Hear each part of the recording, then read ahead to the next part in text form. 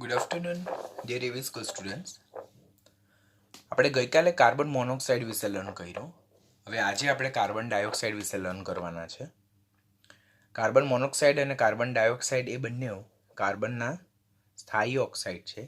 તેમાં મોનોક્સાઇડ કરતાં પણ CO2 વધારે સ્થાયી ઓક્સાઇડ છે બિકોઝ તેમાં કાર્બનની ઓક્સિડેશન અવસ્થા +4 છે. તો first and most that's a preparation of carbon dioxide. તો કાર્બન ડાયોક્સાઇડની બનાવટ કેવી રીતે કરી શકાય? તો કાર્બન અથવા કાર્બન ધરાવતા ઈંધણની જ્યારે વધુ પડતા હવા ઓર વધુ પડતા ઓક્સિજનની હાજરીમાં જો એનું સંપૂર્ણ દહન કરવામાં આવે ધેટ્સ અ કમ્પ્લીટ કમ્બશન. તો જ્યારે કાર્બન અથવા કાર્બન ધરાવતા ઈંધણની વધુ પડતી હવા ઓર એક્સેસ ઓફ ઓક્સિજનની હાજરીમાં જો સંપૂર્ણ દહન કરવામાં આવે તો કાર્બન ડાયોક્સાઇડ બને છે. આપણે કાર્બન મોનોક્સાઇડ વિશે લર્ન કરેલું. તો કાર્બન મોનોક્સાઇડ જે છે તો તેમાં કાર્બન મોનોક્સાઇડમાં આપણે કાર્બનનું દહન ઓક્સિજનની હાજરીમાં જ કરેલું, પરંતુ તેમાં ઓક્સિજનનો જે સપ્લાય જે છે તો તે મર્યાદિત હતો. In limited supply of oxygen carbon when burn it will produce carbon monoxide. એટલે મર્યાદિત ઓક્સિજનના જથ્થામાં જ્યારે કાર્બન ઓર કાર્બનયુક્ત ઈંધણનું દહન કરવામાં આવે તો કાર્બન મોનોક્સાઇડ પ્રોડ્યુસ થાય. પરંતુ પૂરતા પ્રમાણમાં ઓર વધુ પડતા પ્રમાણમાં ઓક્સિજનની હાજરીમાં જો દહન કરવામાં આવે તો કાર્બન મોનોક્સાઇડની જગ્યાએ શું પ્રોડ્યુસ થશે? કાર્બન ડાયોક્સાઇડ પ્રોડ્યુસ થશે. Like a carbon plus oxygen upon heating will produce carbon dioxide gas. જ્યારે કાર્બન મોનોક્સાઇડમાં 2 કાર્બન દીઠ 1 ઓક્સિજન અણુ હતો અને ત્યારે કાર્બન મોનોક્સાઇડના 2 અણુ પ્રોડ્યુસ થતા હતા. મિથેન અને પેન્ટેન જેવા હાઇડ્રોકાર્બન્સ કે જે કાર્બન ધરાવે છે તેનું ઓક્સિજનની હાજરીમાં જ્યારે એટલે કે ધેટ મીન્સ વધુ પડતા ઓક્સિજનની હાજરીમાં જ્યારે દહન કરવામાં આવે તો કાર્બન ડાયોક્સાઇડ પ્રોડ્યુસ થાય છે અને H2O પ્રોડ્યુસ થાય છે. પ્રયોગશાળાની બનાવટ લેબ પ્રિપરેશન જો જોઈએ તો લાઇમસ્ટોન જેને કેલ્શિયમ કાર્બોનેટ કહેવાય, આપણે એસ વિભાગ જ્યારે જોયું ત્યારે જોયું છે. તો લાઇમસ્ટોનની મંદ હાઇડ્રોક્લોરિક એસિડ સાથે પ્રક્રિયા કરવામાં આવે તો કેલ્શિયમ ક્લોરાઇડ, કાર્બન ડાયોક્સાઇડ અને H2O પ્રોડ્યુસ થાય. માટે પ્રયોગશાળામાં કાર્બન ડાયોક્સાઇડ કેવી રીતે પ્રોડ્યુસ થાય? તો લાઇમસ્ટોન એટલે કેલ્શિયમ કાર્બોનેટની મંદ HCl સાથેની પ્રક્રિયાથી. હવે જ્યારે કાર્બન ડાયોક્સાઇડની બનાવટના બેઝ પર MCQ જનરેટ થાય તો they May ask you industrial preparation, they May ask you lab preparation કે નીચેનામાંથી કાર્બન ડાયોક્સાઇડની કઈ પ્રાયોગિક બનાવટ છે, કઈ ઔદ્યોગિક બનાવટ છે. તો at the same times you should not confuse at all. એટલે હંમેશા જ્યારે પણ બનાવટ જોવો તો સામાન્ય બનાવટ, લેબ પ્રિપરેશન, ઇન્ડસ્ટ્રીયલ પ્રિપરેશન, કઈ મેથડથી વિપુલ પ્રમાણમાં નીપજ પ્રોડ્યુસ થાય તો એ બધા પોઈન્ટને ધ્યાનથી લર્ન કરવાનું. એટલે લર્ન કરતી વખતે એ પોઈન્ટને ખૂબ જ બારીકાઈથી તમારે જોતા જવાનું. તો પ્રયોગશાળામાં લાઇમસ્ટોનની મંદ HCl સાથે પ્રક્રિયા થતાં કાર્બન ડાયોક્સાઇડ પ્રોડ્યુસ થાય. એવી જ રીતે ખાવાનો સોડા જેને બેકિંગ સોડા કહેવામાં આવે, સોડિયમ બાયકાર્બોનેટ જેને સોડિયમ હાઇડ્રોજન કાર્બોનેટ પણ કહેવાય, તેને સોડિયમ એસિડ કાર્બોનેટ પણ કહેવાય, તેની HCl સાથે પ્રક્રિયા થતાં NaCl, CO2 અને H2O જનરેટ થાય. આમ લેબ પોઈન્ટ ઓફ વ્યૂ કેવી રીતે બની શકે? તો કેલ્શિયમ કાર્બોનેટની ઓર સોડિયમ કાર્બોનેટની એટલે કાર્બોનેટ સોડિયમ બાયકાર્બોનેટની જ્યારે HCl સાથે પ્રક્રિયા થાય તો કાર્બન ડાયોક્સાઇડ જનરેટ થાય છે. ઔદ્યોગિક બનાવટ ઇન્ડસ્ટ્રીયલ પ્રિપરેશન તો બાય હીટિંગ લાઇમસ્ટોન. તો કેલ્શિયમ કાર્બોનેટ જે સ્થાયી સંયોજન છે તો તેનું જ્યારે 1270 કેલ્વિન જેટલા ઊંચા તાપમાને વિઘટન કરવામાં આવે તો કેલ્શિયમ ઓક્સાઇડ અને CO2 જનરેટ થાય છે. હવે તમે આ પ્રક્રિયા ઓલરેડી એસ વિભાગમાં જોઈ ગયા છો. આ પ્રક્રિયાનું એક મહત્વ શું છે કે જો ઉત્પન્ન થતો CO2 ને તમે તરત જ રિમૂવ નહીં કરો તો it will again react with CaO and it will reconverted to what? Calcium carbonate. એટલા માટે પ્રક્રિયા દરમિયાન જેમ જેમ CO2 બનતો જાય તેમ તેમ એને પ્રક્રિયા દરમિયાન દૂર કરતા જવાનું, એટલે કલેક્ટ કરતા જવાનું. અહીંયા આપણી એ મેઇન પ્રોડક્ટ છે એટલા માટે તો એને કલેક્ટ કરતા જવાનું જેથી વધુમાં વધુ પ્રક્રિયા પુરોગામી દિશામાં આગળ વધે અને કેલ્શિયમ કાર્બોનેટનું વિઘટન સતત કન્ટિન્યુ ચાલુ રહે અને CO2 આપણને વિપુલ પ્રમાણમાં મળે. તો આ રિએક્શનમાં તમારે યાદ રાખવાનું કે જેમ કેલ્શિયમ કાર્બોનેટનું ઉષ્મીય વિઘટન 1270 કેલ્વિન તાપમાને થાય અને કેલ્શિયમ ઓક્સાઇડ એટલે ક્વિક લાઇમ અને CO2 જનરેટ થાય, તો જેમ જેમ CO2 ઉત્પન્ન થતો જાય તેમ તેમ એને કલેક્ટ કરતા જવાનું, જેથી પ્રક્રિયા પુરોગામી દિશામાં સતત આગળ વધતી રહે ને આનું વધુ ને વધુ ઉષ્મીય વિઘટન થઈને વધુ ને વધુ CO2 જનરેટ થાય. If we are not doing the same thing, એટલે જો આપણે અહીંયા CO2 ને દૂર કરતા નથી તો it will again react with calcium oxide and it will back to what? Calcium carbonate. તો that point you should keep in your mind. Second જે છે તો તે ગ્લુકોઝ ઓર ફ્રુક્ટોઝની આથવણ પ્રક્રિયા. ઝાયમેઝ નામનો ઉત્સેચક યાદ રાખવાનું, 12મા ધોરણમાં પણ આ ક્વેશ્ચન પૂછાય છે કે ગ્લુકોઝના આથવણ માટે નીચેનામાંથી કયો ઉત્સેચક વપરાય છે? તો ગ્લુકોઝ ઓર ફ્રુક્ટોઝનું જો આથવણ ઝાયમેઝ ઉત્સેચક ફર્મેન્ટેશન, આથવણ ધેટ મીન્સ ફર્મેન્ટેશન કરવામાં આવે તો આપણે ઇથાઇલ આલ્કોહોલ જેને ઇથેનોલ કહેવામાં આવે ને કાર્બન ડાયોક્સાઇડ પણ છૂટો પડે છે.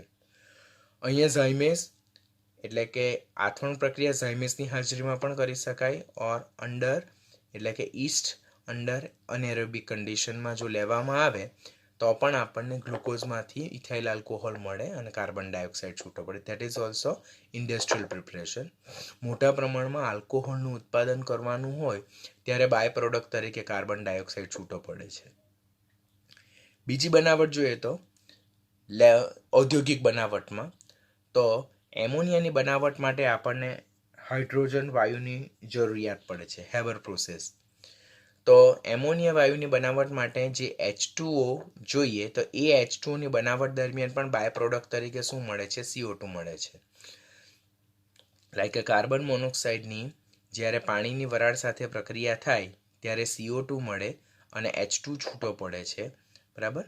અને એવી જ રીતે મિથેનની પણ H2O સાથે પ્રક્રિયા કરવામાં આવે તો પાણીની વરાળ સાથે પ્રક્રિયા કરવામાં આવે તો CO2 અને H2 મળે. અહીંયા જે બે રિએક્શન છે તે ઓલરેડી આપણે કાર્બન મોનોક્સાઇડમાં લર્ન કરી ચૂક્યા છે, બટ અહીંયા જે H2 જે છૂટો પડે છે તો તે H2 હેબર પ્રોસેસ દરમિયાન ઉપયોગમાં લેવામાં આવે એમોનિયાના ઉત્પાદન માટે. એટલે આ H2ને જનરેટ કરવા માટે આ રિએક્શન કરીએ છીએ અને તેમાં કાર્બન જે ડાયોક્સાઇડ જે છે તે આપણને બાય પ્રોડક્ટ તરીકે મળે છે. અન્ય બનાવટ લાઈક કેલેમાઇન જેને ઝિંક કાર્બોનેટ પણ કહેવામાં આવે, ZnCO3, તેનું પણ ઉષ્મીય વિઘટન જો કરવામાં આવે તો ઉષ્મીય વિઘટન કરવાથી આપણને ઝિંક ઓક્સાઇડ છૂટો પડે અને CO2 પણ છૂટો પડે છે. એવી રીતે સોડિયમ બાયકાર્બોનેટ જેને બેકિંગ સોડા કહેવામાં આવે, એને ખાવાનો સોડા પણ કહેવામાં આવે, સોડિયમ બાયકાર્બોનેટ પણ કહેવામાં આવે, સોડિયમ એસિડ કાર્બોનેટ પણ કહેવામાં આવે, તેનું પણ ઉષ્મીય વિઘટન કરવાથી Na2CO3 મળે જેને સોડિયમ કાર્બોનેટ કહેવામાં આવે, H2O છૂટો પડે અને CO2 બાય પ્રોડક્ટ તરીકે છૂટો પડે. Both reaction are important. 12થમાં તમને આ રિએક્શન પાછું કામ લાગશે જેને ભૂંજન પ્રક્રિયા કહેવામાં આવે, કેલ્સિનેશન પ્રક્રિયા, નોટ ભૂંજન, કેલ્સિનેશન પ્રક્રિયા કરવામાં આવે. અને સેકન્ડ વન જે છે તો આ સોડિયમ બાયકાર્બોનેટ છે તો તેનું ઉષ્મીય વિઘટન કરવાથી Na2CO3 એટલે કે આપણને વોશિંગ સોડા મળે, ધોવાનો સોડા મળે, H2 અને CO2 છૂટો પડે. તો એ as block point of view આ બંને રિએક્શન કેવા છે? આ as block point of view important છે અને આ 12માં મેટલર્જી ચેપ્ટરમાં ધાતુ કર્મ વિધિનું ઇમ્પોર્ટન્ટ રિએક્શન છે. આમ કાર્બન ડાયોક્સાઇડ જુદી જુદી પદ્ધતિથી મેળવી શકાય છે. પહેલી બનાવટ આપણે સામાન્ય જોઈ, કાર્બન ઓર કાર્બનયુક્ત ઈંધણનું પૂરતા પ્રમાણમાં ઓર વધુ પડતા ઓક્સિજનની હાજરીમાં સંપૂર્ણ દહન કરવાથી કાર્બન ડાયોક્સાઇડ મળે. પ્રયોગશાળામાં કેલ્શિયમ કાર્બોનેટ ઓર બેકિંગ સોડા જેને સોડિયમ બાયકાર્બોનેટ કહેવાય તેની મંદ HCl સાથેની પ્રક્રિયાથી મળે. ઔદ્યોગિક બનાવટમાં લાઇમસ્ટોનનું ઉષ્મીય વિઘટન કરવાથી આપણને કાર્બન ડાયોક્સાઇડ મળે. ગ્લુકોઝની ઝાયમેઝ ઉત્સેચકની હાજરીમાં આથવણ ઓર ઈસ્ટની અંડર અનએરોબિક કન્ડિશનમાં પણ આપણને ઇથાઇલ આલ્કોહોલ અને કાર્બન ડાયોક્સાઇડ મળે. હેબર પદ્ધતિ માટે જરૂરી હાઇડ્રોજન વાયુના ઉત્પાદન દરમિયાન કાર્બન ડાયોક્સાઇડ એક બાય પ્રોડક્ટ તરીકે મળે. અને અન્ય બનાવટમાં જે ધાતુના સ્ટેબલ કાર્બોનેટ છે તેનું ઉષ્મીય વિઘટન કરવાથી ધાતુનો ઓક્સાઇડ કાર્બન ડાયોક્સાઇડ છૂટો પડે. અને સોડિયમ બાયકાર્બોનેટ જેને આપણે ખાવાનો સોડા, બેકિંગ સોડા કે તેનું ઉષ્મીય વિઘટન કરવાથી પણ આપણને કાર્બન ડાયોક્સાઇડ વાયુ મળે. તો these are overall preparation of carbon dioxide. બંધારણ વિશે જો વાત કરીએ તો electron dot structure for carbon dioxide molecule or electron બિંદુ નિરૂપણ, કાર્બન ડાયોક્સાઇડ અણુ માટેનું ઇલેક્ટ્રોન બિંદુ નિરૂપણ.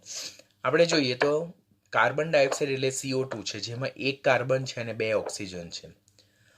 હવે અહીંયા કાર્બન સમૂહ 14 નું તત્વ છે, એટલે NH2 ઇલેક્ટ્રોનિક્સ એની કન્ફિગ્યુરેશન છે, એટલે એની પાસે એના પોતાના 4 ઇલેક્ટ્રોન છે. ઓક્સિજન 16મા સમૂહનું તત્વ છે, તો એની પાસે બાહ્યતમ NH2 એટલે એની પાસે બાહ્યતમ કક્ષામાં 6 ઇલેક્ટ્રોન છે. તો ઓક્સિજન પાસે પોતાના 1 2 3 4 5 અને 6 ઇલેક્ટ્રોન.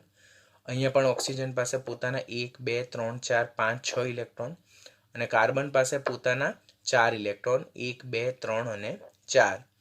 આમ કાર્બન જે છે તો તે ઓક્સિજન સાથે પોતાના ઇલેક્ટ્રોનનું શેરિંગ કરે અને એ રીતે કાર્બન અને ઓક્સિજન વચ્ચે 2 સિગ્મા બંધનું નિર્માણ થાય છે અને 2 પાય બંધનું નિર્માણ થાય છે.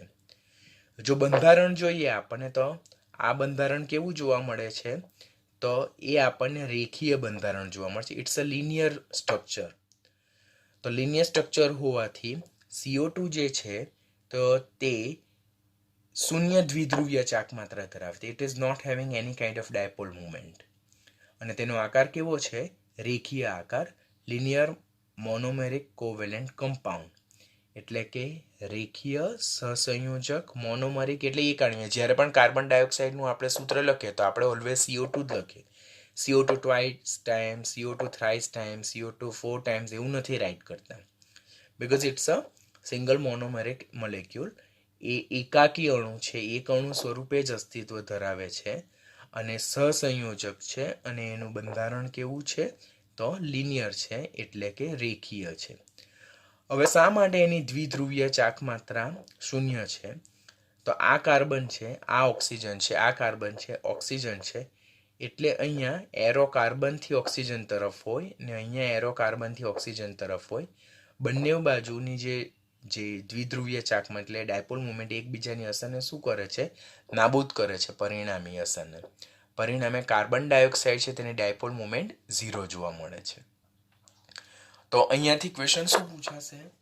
તો પહેલાં તો ઇલેક્ટ્રોન ડોટ સ્ટ્રક્ચર યાદ રાખવાનું. ત્યાર પછી કાર્બન અને ઓક્સિજન વચ્ચે 2 સિગ્મા બંધનું નિર્માણ થાય અને 2 પાય બંધનું નિર્માણ થાય. એટલે કાર્બન પ્રત્યેક ઓક્સિજન સાથે 1 સિગ્મા બંધ અને 1 પાય બંધ. અને કાર્બન ડાયોક્સાઇડમાં ઓવરઓલ સિગ્મા બંધની સંખ્યા કેટલી? તો 2 સિગ્મા બંધ અને 2 પાય બંધ થશે. એનો આકાર કેવો? રેખીય, એટલે કે લિનિયર. ડાયપોલ મુવમેન્ટ કેટલી? 0. અને કેવો છે? કોવેલેન્ટ છે, સહસંયોજક છે. શા માટે તે આપણે ઓલરેડી રાસાયણિક ગુણધર્મો જોઈ ગયા છે. અને કેવું છે? મોનોમરિક, એટલે એકાકી અણુ સ્વરૂપે જોવા મળે. ડાયમર ઓર ટ્રાઇમર ઓર ટેટ્રામર તરીકે જોવા મળતો નથી. That's all are important question. Carbon ડાયોક્સાઇડના અણુમાં કાર્બનનું સંકરણ કેટલું જોવા મળે છે? sp જોવા મળે છે.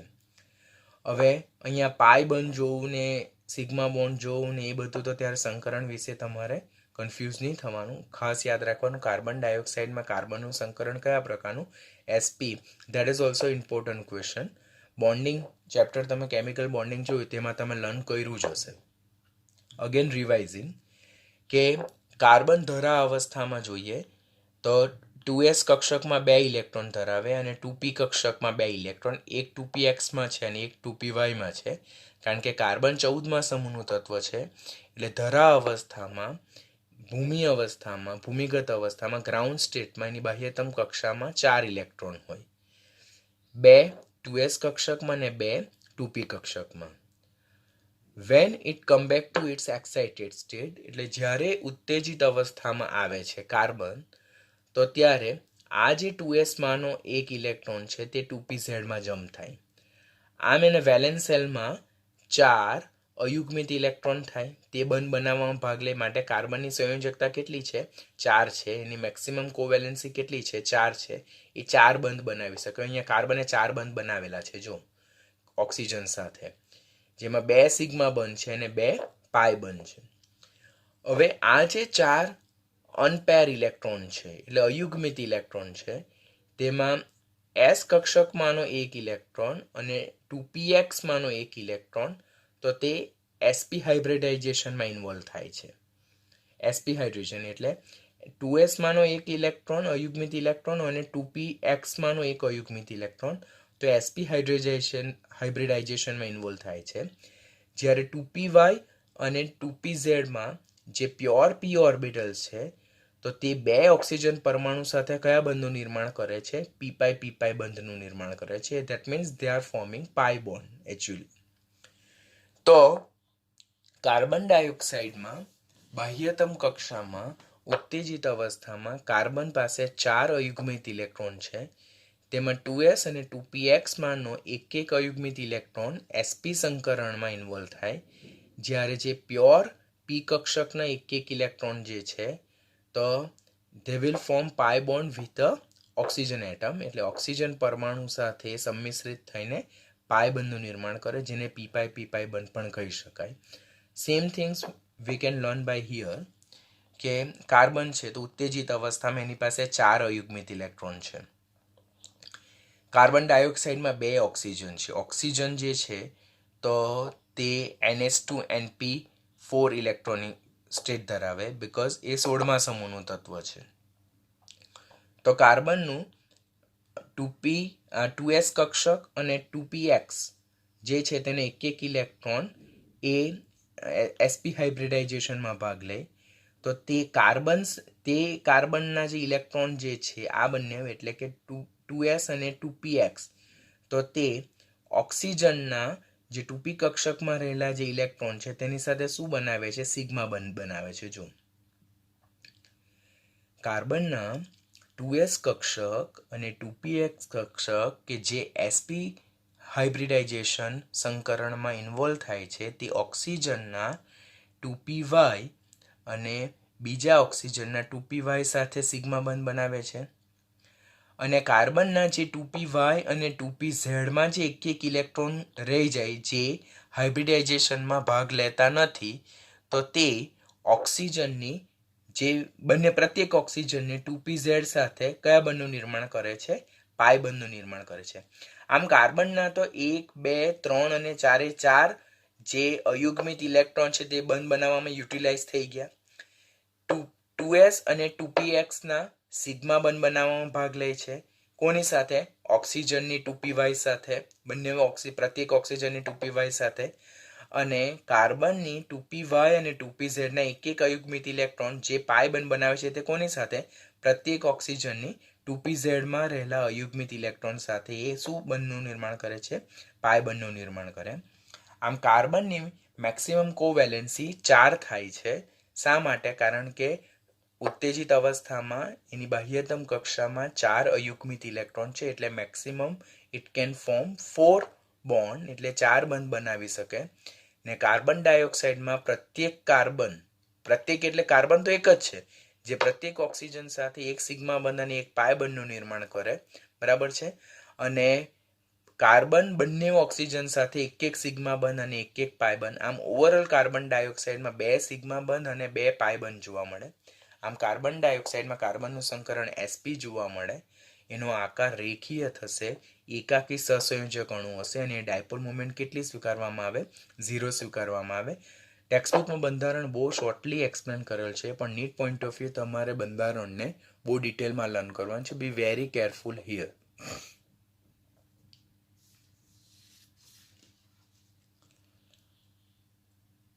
હવે કાર્બન ડાયોક્સાઇડનું જો બંધારણ આપણે જોઈએ તો કાર્બન ડાયોક્સાઇડના બંધારણમાં CO2ના અણુમાં કાર્બન અને ઓક્સિજનની બંધ લંબાઈ એટલે બંને કાર્બન ઓક્સિજનની બંધ લંબાઈ કેવી છે? સમાન હોવી જોઈએ.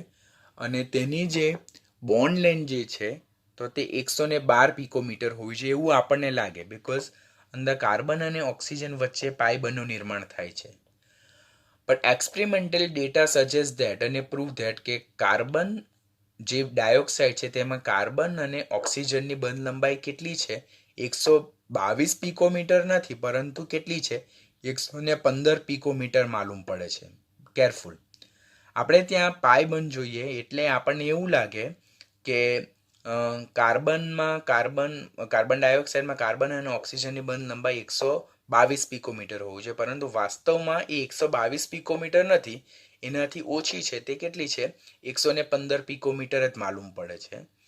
અને 115 પિકોમીટર માલુમ પડે તો તે કોનું જસ્ટિફિકેશન કરે, કોના હોવા માટેના પુરાવા કરે?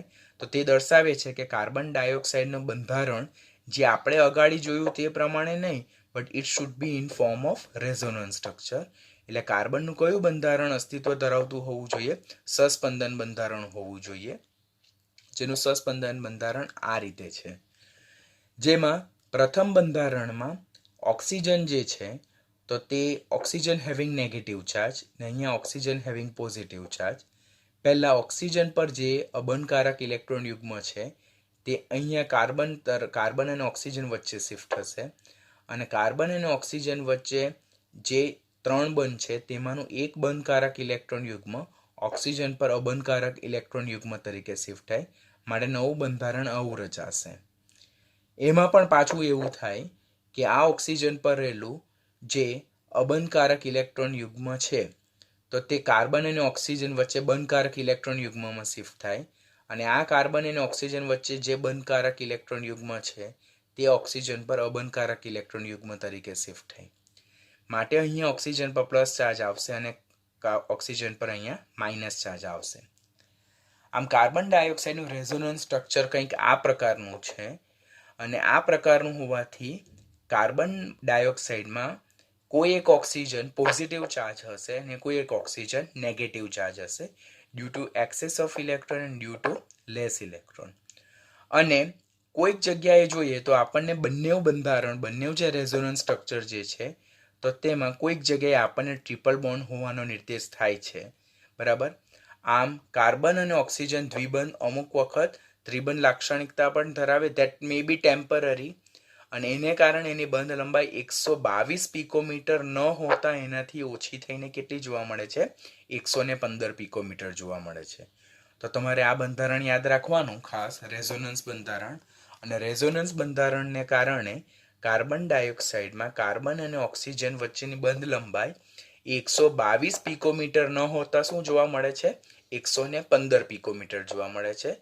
તો આમ કાર્બન ડાયોક્સાઇડનું બંધારણ જોઈએ તો નાનો ટોપિક લાગે, but there is many more question that can be ask for NEET exam point of view. એનું સંકરણ તો sp. કેટલા પાઈ બોન્ડ સિગ્મા બોન્ડ? તો 2 પાઈ બોન્ડ 2 સિગ્મા બોન્ડ. એનો આકાર કેવો? રેખીય એકાકી સહસંયોજક અણુ છે. ડાયપોલ મુમેન્ટ કેટલી? 0 જોવા મળે. બંધ લંબાઈ કેટલી? 122 પિકોમીટર નહીં, પરંતુ 115 પિકોમીટર. શા માટે? તો સસ્પંદન બંધારણને કારણે. નીચેનામાંથી કાર્બનનું કયું સસ્પંદન બંધારણ સાચું, કયું ખોટું? તો એક જે ઓક્સિજન છે તો પોઝિટિવ ચાર્જ હશે, લેક ઓફ ઇલેક્ટ્રોન. એક ઓક્સિજન નેગેટિવ ચાર્જ હશે and that is having high number of electron. તે રેઝોનન્સ બંધારણ યાદ રાખવાનું થશે. તો આની સાથે કાર્બનનું બંધારણ ઓવર થાય.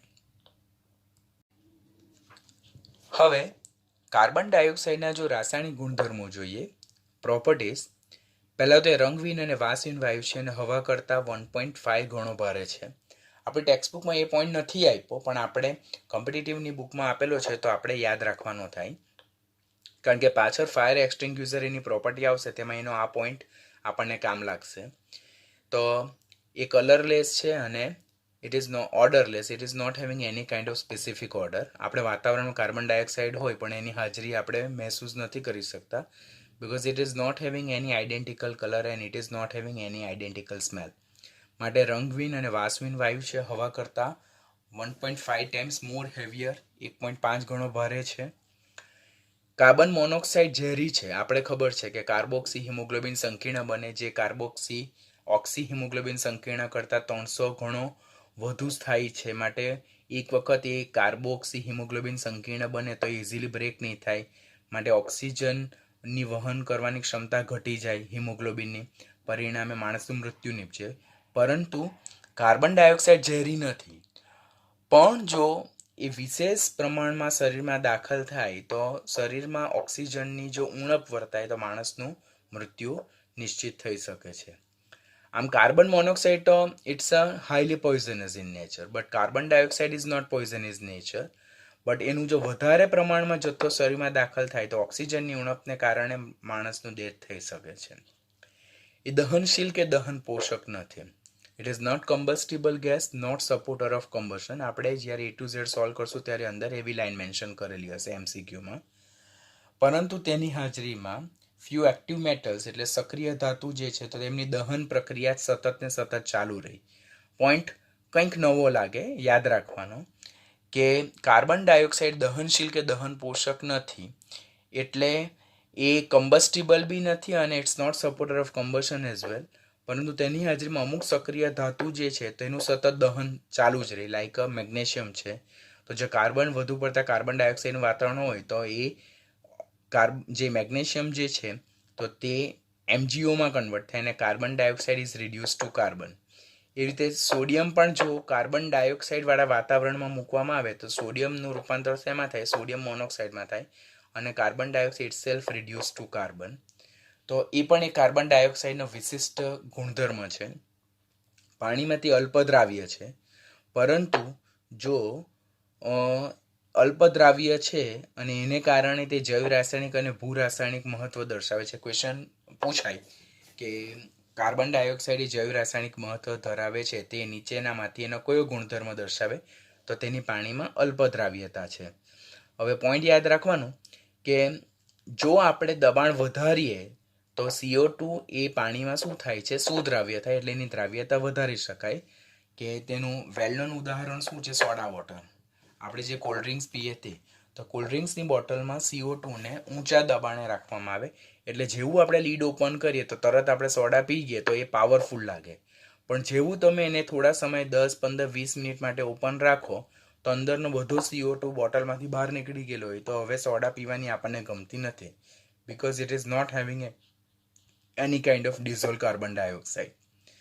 તો ક્વેશ્ચન પૂછાય કે કાર્બન ડાયોક્સાઇડને પાણીમાં દ્રાવ્યતા વિશેનું તમારું શું મંતવ્ય? તો એ પાણીમાં અલ્પદ્રાવ્ય છે, ઇટ ઇઝ લીસ્ટ સોલ્યુબલ.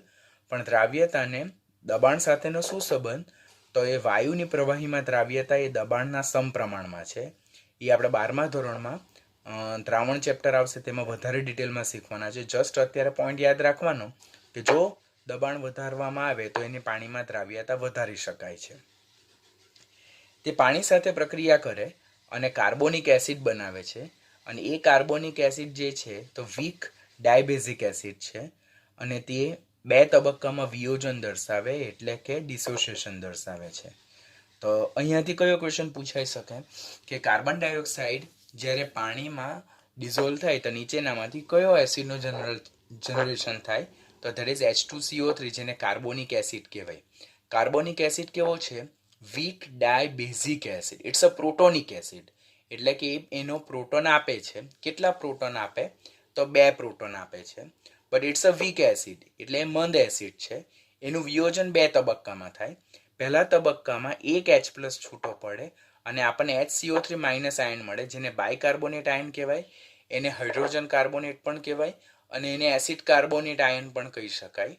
તો આ એક, એટલે આ સમીકરણ પરથી આપણે it's a reversible process. See એટલે સેમ રિએક્શન પાછું મૂળભૂત સ્થિતિમાં જતું રહે, એટલે અહીંયા H+ આપણને મળે તો તે બહુ ઓછી માત્રામાં મળે, એટલે H2CO3 કાર્બોનિક એસિડને આપણે weak acid, because it is not completely dissociate to H+ ion. અન્ય એસિડની જેમ લાઈક HCl છે, HNO3 છે, H2SO4. હવે આ bicarbonate ion, acid carbonate ion, તેની પાસે એક H+ છે, તેનું પણ વિયોજન થાય તો બીજો H+ છૂટો પડે અને CO3-2 આયન મળે. આમ H2SO3 કેટલા તબક્કામાં વિયોજન પામે? 2 તબક્કામાં વિયોજન પામે અને કુલ કેટલા H+ આપે? 2 H+ આપે. પ્રથમ તબક્કામાં કયો આયન મળે? બાયકાર્બોનેટ આયન મળે.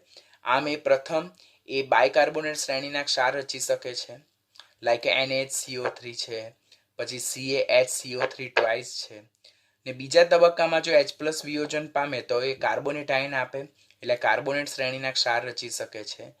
તો હંમેશા યાદ રાખવાનું કે કાર્બોનિક એસિડ કેટલી પ્રકારની શ્રેણીના ક્ષાર રચી શકે છે? તો એ 2 પ્રકારની શ્રેણીના ક્ષાર રચી શકે. It is forming two series of salt. First one is the bicarbonate series and second one is carbonate series. Bicarbonate series માં કયો ઋણ આયન હોય? એનાયન હોય, that is bicarbonate ion HCO3-, અને કાર્બોનેટ સિરીઝમાં CO3-2. તો આપણે આ પોઈન્ટ યાદ રાખવાના થાય કે H2CO3 નું વિયોજન 2 ટાઈમ થાય. પહેલા ટાઈમ એક H+ વિયોજન પામે તો બાયકાર્બોનેટ મળે, બીજો H+ વિયોજન પામે તો કાર્બોનેટ આયન મળે. આમ બે આયન બાયકાર્બોનેટ આયન અને કાર્બોનેટ આયન ધરાવતા એ બે પ્રકારના ક્ષાર રચી શકે છે. જેમ કે અહીંયા આપણે જોઈએ તો સોડિયમ બાયકાર્બોનેટ NaHCO3 જેને આપણે બેકિંગ સોડા કહીએ, ખાવાનો સોડા, અને અહીંયા Na2CO3 તો ધોવાનો સોડા જેને વોશિંગ સોડા કહેવામાં આવે છે. તો તે પોઈન્ટ યાદ રાખવાનું. This is also important line.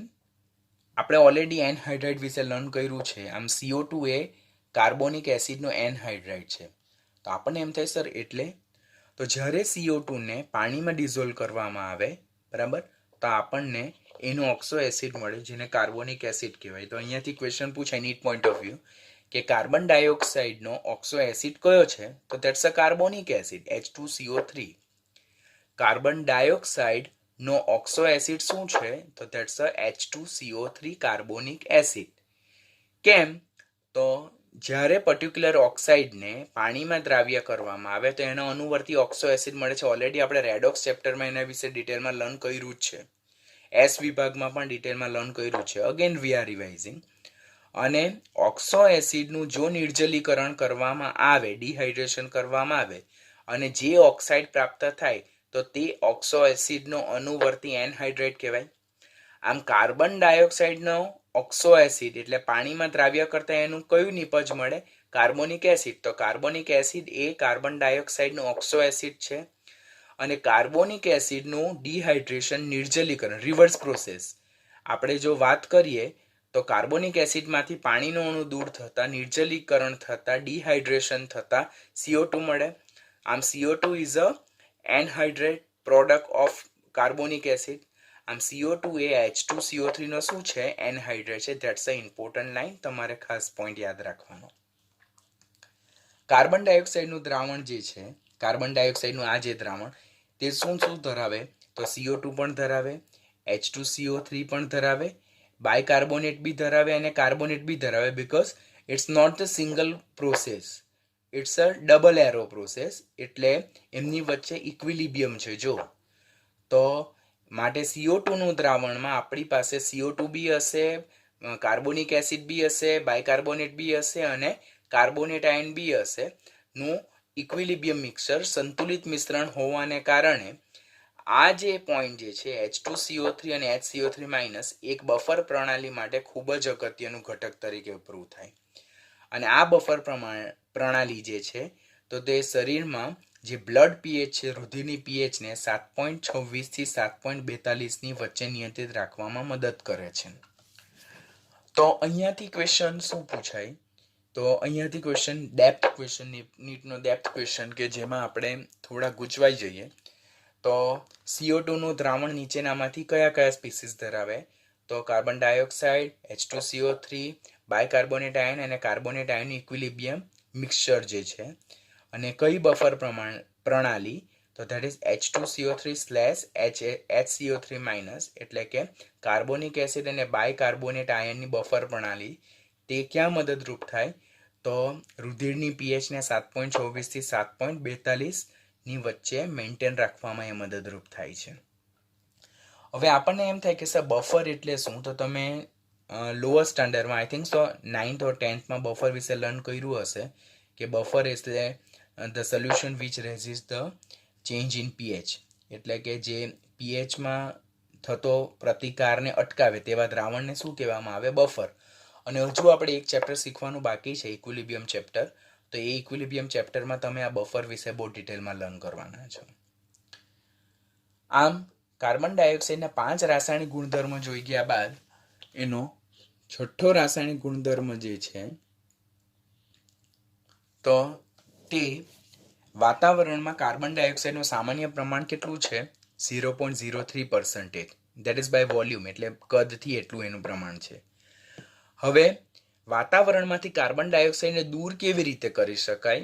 તો તે પ્રકાશ સંશ્લેષણ, ફોટોસિન્થેસિસ પ્રોસેસ. તમને ખબર છે કે ગ્રીન પ્લાન્ટ એટલે કે લીલી વનસ્પતિ ક્લોરોફિલ પિગમેન્ટની હાજરીમાં, chlorophyll is a green colour pigment કે જે ગ્રીન પ્લાન્ટને ગ્રીન બનાવે.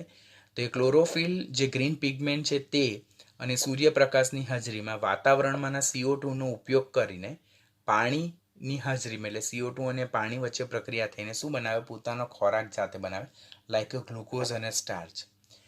એટલે વાતાવરણમાં કાર્બન ડાયોક્સાઇડનું પ્રમાણ 0.03% બાય વોલ્યુમ છે અને તેને વાતાવરણમાંથી દૂર કેવી રીતે કરી શકાય? તેને વાતાવરણમાંથી પ્રકાશ સંશ્લેષણ એટલે કે ફોટોસિન્થેસિસ પ્રોસેસ દ્વારા દૂર કરી શકાય. આપણે નથી દૂર કરતા, લીલી વનસ્પતિ દૂર કરે. કેવી રીતે?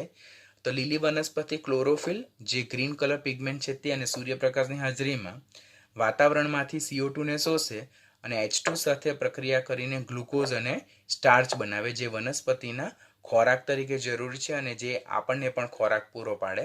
આ રિએક્શન તમારે યાદ રાખવાના. રેડોક્સ ચેપ્ટરમાં આપણે આ રિએક્શન લર્ન કર્યું છે.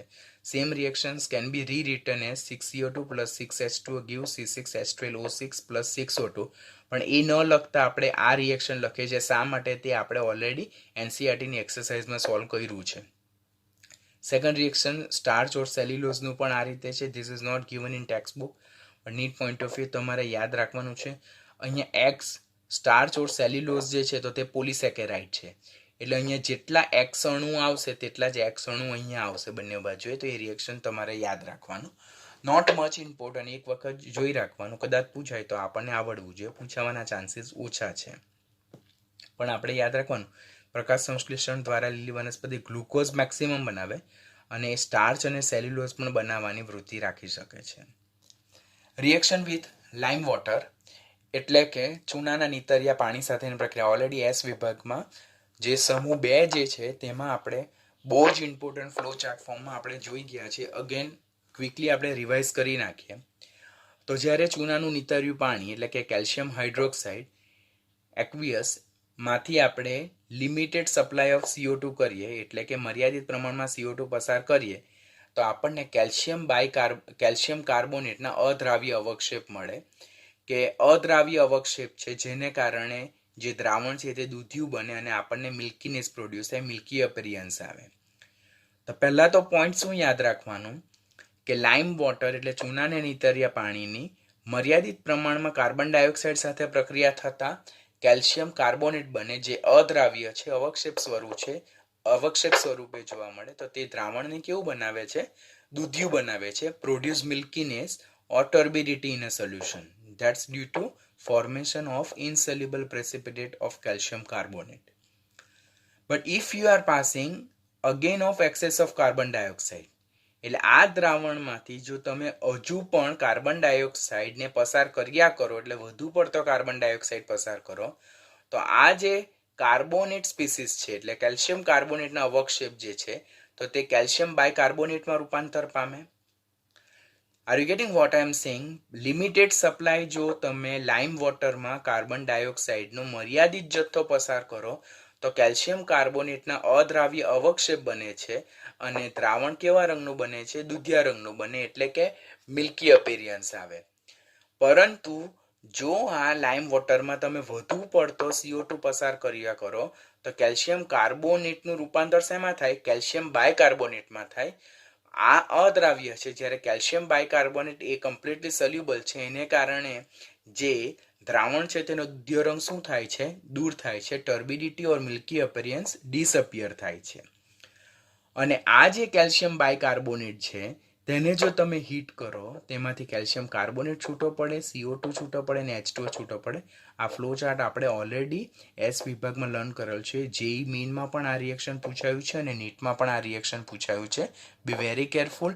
એ 2-3 ચેપ્ટરને ક્લબ કરતો એક સિંગલ ટોપિક છે તો આપણને પૂછાવાના ચાન્સીસ ઘણા છે. કે આપણી પાસે એમ ક્વેશ્ચન પૂછાય કે સોલ્યુશન એ છે તેમાંથી લિમિટેડ સપ્લાય ઓફ CO2 કરતાં ટર્બિડિટી પ્રોડ્યુસ થઈને બી કમ્પાઉન્ડ મળે. એમાંથી વધુ પડતો બીના સોલ્યુશનમાંથી જો વધારે પડતો CO2 પસાર કરવા મળે તો દ્રાવણનો દૂધિયો રંગ દૂર થાય. સીને જો હીટ કરવામાં આવે તો આપણને પાછું બી મળે. તો આઈડેન્ટિફાઈ ABC. તો એ ટાઈપનો ક્વેશ્ચન જે છે આપણે ઓલરેડી અગાડી લર્ન કર્યો છે. અહીંયા પણ પોઈન્ટ ઓફ વ્યૂ આવ્યો તો સમજાવી દીધું, તો ધ્યાનમાં રાખવાનું. હવે જો કેલ્શિયમ હાઇડ્રોક્સાઇડની 1 મોલ કાર્બન ડાયોક્સાઇડ સાથે પ્રક્રિયા થાય તો કેલ્શિયમ કાર્બોનેટ મળે. પરંતુ 2 મોલ કાર્બન ડાયોક્સાઇડ સાથે પ્રક્રિયા થાય તો દ્રાવણ દૂધિયા રંગનું બનતું નથી કારણ કે કેલ્શિયમ બાયકાર્બોનેટ મળે. અહીંયા તમે ગૂંચવાઈ જશો. 1 મોલ સાથે કેલ્શિયમ કાર્બોનેટ મળે અને 2 મોલ સાથે કેલ્શિયમ બાયકાર્બોનેટ મળે. દ્રાવણ દૂધિયા રંગનું બનતું નથી because it is Bing soluble in water. Ammonia સાથેની પ્રક્રિયા કરવામાં કે જ્યારે એમોનિયા સાથે કાર્બન ડાયોક્સાઇડ ઊંચા તાપમાન એટલે 453 થી 473 કેલ્વિન અને 220 એટમોસ્ફેરિક પ્રેશર સાથે ગરમ કરવું, તો પહેલામાં આપણને એમોનિયમ કાર્બામેટ એક ઇન્ટરમીડિયેટ સ્પીસીસ મળે NH2COO NH4 અને એનું વિઘટન કરવામાં આવે, ડિકમ્પોઝિશન કરવામાં આવે તો આપણને એમાંથી યુરિયા છૂટો પડે છે. બરાબર. આમ કાર્બન ડાયોક્સાઇડ જે છે તો યુરિયા જેવા ફર્ટિલાઇઝરની બનાવટમાં પણ વપરાય છે, તો તે પણ યાદ રાખવાનું. વિપુલ પ્રમાણમાં કાર્બન ડાયોક્સાઇડ, આપણને ખબર છે કે ભારત એક કૃષિ પ્રધાન દેશ છે અને તેમાં ખેતી માટે યુરિયા ફર્ટિલાઇઝર ખાસ પ્રમાણમાં જોઈએ અને યુરિયાનું પ્રોડક્શન વધારવા માટે આપણને વિપુલ પ્રમાણમાં શું જોઈએ છે? કાર્બન ડાયોક્સાઇડ જોઈએ છે. તો ક્વેશ્ચન પૂછાય કે યુરિયાનું ઉત્પાદન વધારવા માટે નીચેનામાંથી કયું સ્પીસીસ વિપુલ પ્રમાણમાં વપરાય? તો that is carbon dioxide gas. તો તે પોઈન્ટ યાદ રાખવાનું. પછી રિડક્શન કે જ્યારે કાર્બન ડાયોક્સાઇડ સાથે પ્રક્રિયા કરવામાં આવે તો carbon being oxidise to carbon monoxide, જ્યારે carbon dioxide being reduce to what? Carbon monoxide process. આ પોઈન્ટ પણ યાદ રાખવાની છે તમારે. આમ રાસાયણિક ગુણધર્મો જોઈએ તો આ રીતે આપણે 9 રાસાયણિક ગુણધર્મો જોઈએ. ત્યાર પછી જે 10મો રાસાયણિક ગુણધર્મ જે છે તો ધેટ ઇઝ સૂકો બરફ, જેને આપણે ડ્રાય આઈસ પણ કહી શકીએ. નીટ પોઈન્ટ ઓફ વ્યૂનો ઇમ્પોર્ટન્ટ ટોપિક ધેટ ઇઝ સૂકો બરફ, એને જ ડ્રાય આઈસ પણ કહી શકાય. ઘન કાર્બન ડાયોક્સાઇડને સૂકો બરફ કહેવાય, એને જ કાર્ડ આઈસ પણ કહેવાય અને એને જ ડ્રાય કોલ્ડ પણ કહેવાય. આ બધા એના સિનોનિમ્સ છે, ખાસ યાદ રાખવાનું તમારે. સૂકો બરફ એટલે શું? તો પહેલાં તો બને કેવી રીતે? What is the preparation, how it is prepare?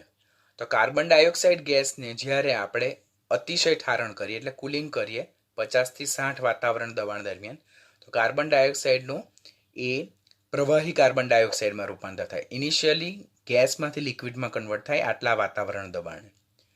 હજુ જો એને 35 વાતાવરણ દબાણે એનું કુલિંગ કરવામાં આવે તો અમુક પ્રવાહી જે છે તેનું બાષ્પીભવન થઈ જાય અને અમુક પ્રવાહીનું બાષ્પીભવન થઈ જાય એટલે એ પ્રવાહીમાંથી બાષ્પમાં રૂપાંતર પામે અને એની પછાડી જે એટલું બધું તાપમાન નીચું જ લઈ જશે કે જે બાકીના જે પ્રવાહી કાર્બન ડાયોક્સાઇડ જે છે તો તે ડ્રાય કાર્બન ડાયોક્સાઇડમાં રૂપાંતર પામે અને એની કન્સિસ્ટન્સી આઈસ જેવી કન્સિસ્ટન્સી હોય અને એને કમ્પ્રેશન દ્વારા આપણે ડ્રાય આઈસના બ્લોકમાં કન્વર્ટ કરી શકીએ.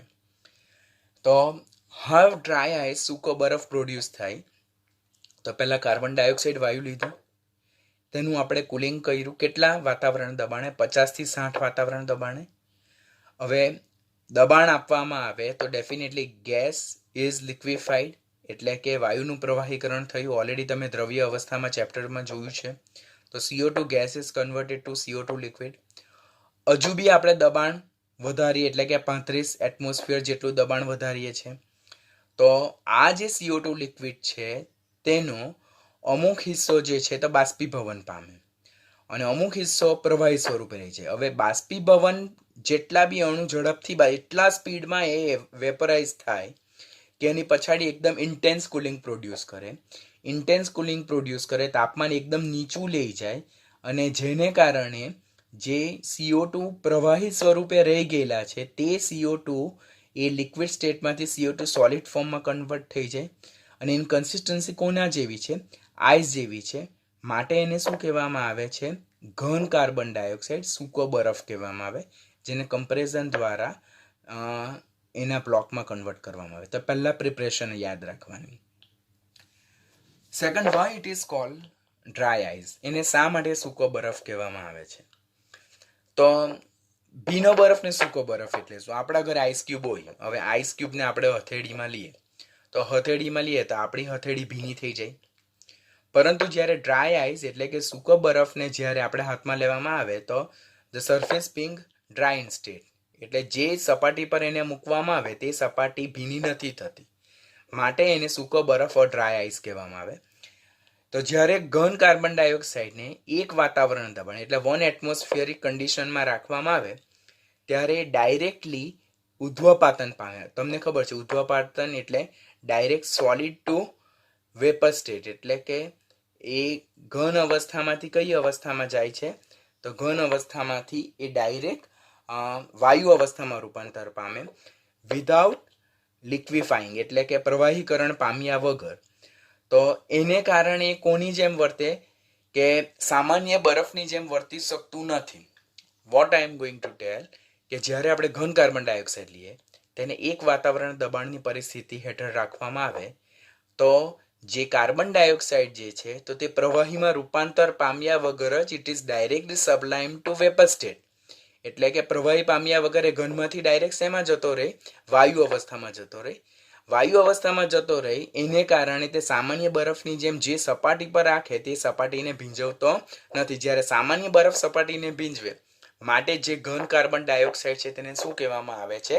સૂકો બરફ કહેવામાં આવે. હવે આપણો જે બરફનો ટુકડો હોય તો તેને જ્યારે આપણે હવામાં ખુલ્લો રાખીએ, હવામાં એટલે કે સામાન્ય વાતાવરણની પરિસ્થિતિમાં, તો એ પહેલાં પીગળી જાય, પીગળવા માંડે, બરાબર. ત્યાર પછી એનું બાષ્પીભવન થાય માટે આપણી સપાટી કેવી થાય? હાથની સપાટી ભીની થઈ જાય. જ્યારે અહીંયા સૂકો બરફ જે છે તો એક વાતાવરણ દબાણ હેઠળ રાખવામાં આવે તો એ પ્રવાહીમાં રૂપાંતર નથી પામતો, પરંતુ ડાયરેક્ટ ઉધ્વપાતન પામીને વાયુ અવસ્થામાં ચાલ્યો જાય. અને એને કારણે જે પ્રવાહી જે સપાટી જે છે જેના પર એને મૂકવામાં આવેલો છે તે સપાટીને ભીંજવતો નથી, માટે ઘન કાર્બન ડાયોક્સાઇડને આપણે શું કહીએ છીએ? સૂકો બરફ કહીએ છીએ. હવે આ જે ડ્રાય આઈસ છે તો તે અમુક બાષ્પશીલ કાર્બનિક દ્રાવક સાથે જ્યારે એનું મિશ્રણ લેવામાં આવે, એ કયા બાષ્પશીલ કાર્બનિક દ્રાવક?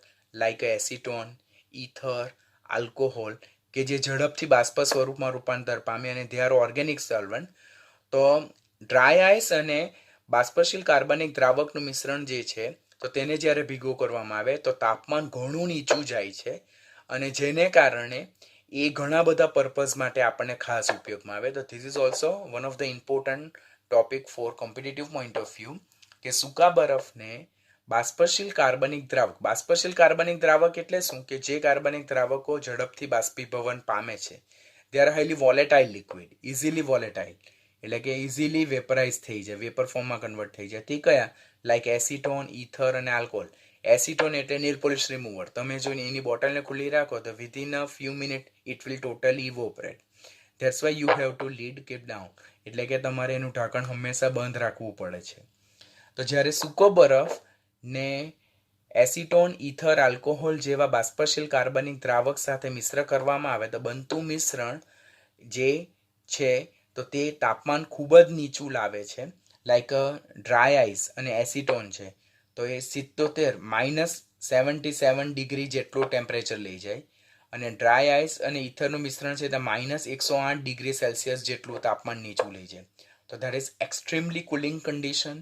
અને એને કારણે આ જે ડ્રાય આઈસ છે તેનો ઉપયોગ પ્રયોગશાળામાં કોલ્ડ બાથ બનાવવા માટે થાય, ત્યાર પછી અન્ય વાયુના પ્રવાહીકરણમાં થાય, પછી ઝડપથી બગડતી ખાદ્ય સામગ્રીને સાચવવા માટે કોલ્ડ સ્ટોરેજમાં પ્રશીતક એટલે રેફ્રિજરન્ટ તરીકે થાય, પછી દાઝેલાની સારવારમાં લોકલ બર્ન ટ્રીટમેન્ટમાં, પછી ચામડી પર જે ઉજરડા પડેલા હોય તો તેની માટેની જે સર્જરી હોય જેને શું કહેવામાં આવે?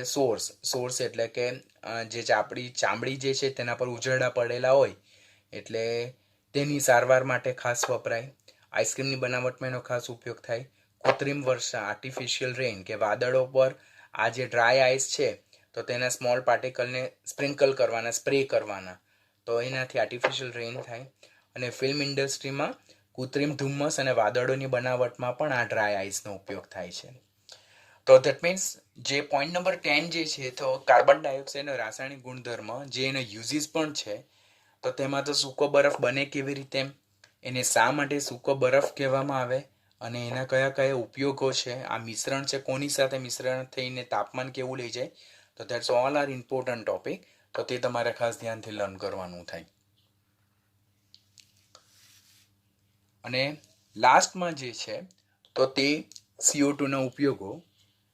તો પહેલાં તો અગ્નિશામક તરીકે, ફાયર એક્સટિંગ્યુઝર તરીકે આગ હોલવવામાં. તમને ખબર જ છે ઓલરેડી તમે 11થમાં ચેપ્ટર નંબર 1માં તમે જોયું છે કે કાર્બન એ દહનશીલ છે, ઓક્સિજન એ દહન પોષક છે, જ્યારે એમાંથી ઉત્પન્ન થતો કાર્બન ડાયોક્સાઇડ એ દહનશીલ કે દહન પોષક નથી પરંતુ દહન શામક છે, એટલે કે અગ્નિશામક તરીકે ફાયર એક્સટિંગ્યુઝર તરીકે ઉપયોગ થાય. કે જેમ કે અહીંયા જોઈએ ફાયર એક્સટિંગ્યુઝરમાં 2 કમ્પોનન્ટ ખાસ વપરાય. પહેલું ડ્રાય પાવડર એક્સટિંગ્યુઝર કે સોડિયમ બાયકાર્બોનેટ છે, તેમાં શું બોટલમાં સોડિયમ બાયકાર્બોનેટ રાખવામાં આવે, તેનું જ્યારે વિઘટન કરવામાં આવે ત્યારે એમાંથી Na2CO3 અને CO2 છૂટો પડે. આ CO2 જે છે તો તે આગ હોલવવા માટે ખાસ ઉપયોગમાં આવે. પછી બેકિંગ સોડા અને સલ્ફ્યુરિક એસિડ ટાઈપ કે જ્યારે બોટલમાં રાખેલો સોડિયમ બાયકાર્બોનેટ એ H2SO4 ના કોન્ટેક્ટમાં આવે તો ત્યારે સોડિયમ સલ્ફેટ અને CO2 છૂટો પડે. આ CO2 જે છૂટો પડે તે આગ હોલવવામાં કામ લાગે. તો તમારે આ બંને મિશ્રણ યાદ રાખવાના. એ વજનમાં ભારે છે અને દહન પ્રક્રિયામાં મદદરૂપ ન થતો હોવાથી આગ હોલવવા માટે એનો વિશેષ ઉપયોગ થાય. જે ફાયર એક્સટિંગ્યુઝર જે છે તે નળામાં સોડિયમ બાયકાર્બોનેટ ભરવામાં આવે અને સોડિયમ બાયકાર્બોનેટની HCl ઓર H2SO4 સાથે પ્રક્રિયા થતાં જે CO2 છૂટો પડે તો એ ફાયર એક્સટિંગ્યુઝરમાંથી રિલીઝ થતો CO2 એ આગ હોલવવા માટે કામમાં લાગે. ખાસ યાદ રાખવાનું. પછી કાર્બોનેટ યુક્ત સોફ્ટ ડ્રિંક ઠંડા પીણાની બનાવટમાં આપણે જે થમ્સઅપ, પેપ્સી, સોડા, વોટર જે પીએ છે તો એમાં કોણ છે CO2 ને ઊંચા દબાણે ભરેલો હોય કે જે સોફ્ટ ડ્રિંક છે તેને પાવરફુલ ડ્રિંક બનાવે. પછી ધોવાના સોડાની બનાવટમાં સોલ્વે એમોનિયા પ્રોસેસ ઓલરેડી એસ વિભાગમાં લર્ન કરી ચૂક્યા છે કે એમોનિયાના સંતૃપ્ત દ્રાવણમાં CO2 વાયુ પસાર કરવાથી આપણે ધોવાનો સોડા, ખાવાનો સોડા મેળવી શકીએ છીએ. પછી સુગર ઇન્ડસ્ટ્રીમાં શર્કરાના શુદ્ધિકરણ માટે અંદરથી જે કલરિંગ મેટર છે તેને દૂર કરવા માટે એનો ઉપયોગ થાય. પછી યુરિયા જેવા ખાતરના ઉત્પાદનમાં આપણે રાસાયણિક ગુણધર્મ જોઈ ગયા આપણે અત્યારે. પછી ઓલરેડી કાર્બન મોનોક્સાઇડમાં જો એન્ટીડોટ ફોર કાર્બન મોનોક્સાઇડ પોઝનિંગ, એટલે જ્યારે કોઈ દર્દીના શરીરમાં વધારે કાર્બન મોનોક્સાઇડ થઈ ગયો અને એની ઝેરી અસરમાંથી એને બચાવવો હોય તો એને આર્ટિફિશિયલ રિસ્પાયરેશન આપવું પડે. અને આર્ટિફિશિયલ રિસ્પાયરેશનમાં કયું મિશ્રણ કામ લાગે? કાર્બોજન મિશ્રણ કામ લાગે, જે 95% ઓક્સિજન અને 5% કાર્બન ડાયોક્સાઇડ ધરાવે છે. તો તે પોઈન્ટ યાદ રાખવાનું. આર્ટિફિશિયલ રિસ્પાયરેશન, કાર્બોજન જે એન્ટીડોટ ફોર કાર્બન મોનોક્સાઇડ એટલે કાર્બન મોનોક્સાઇડની ઝેરી અસરમાંથી આપણને બચાવે છે.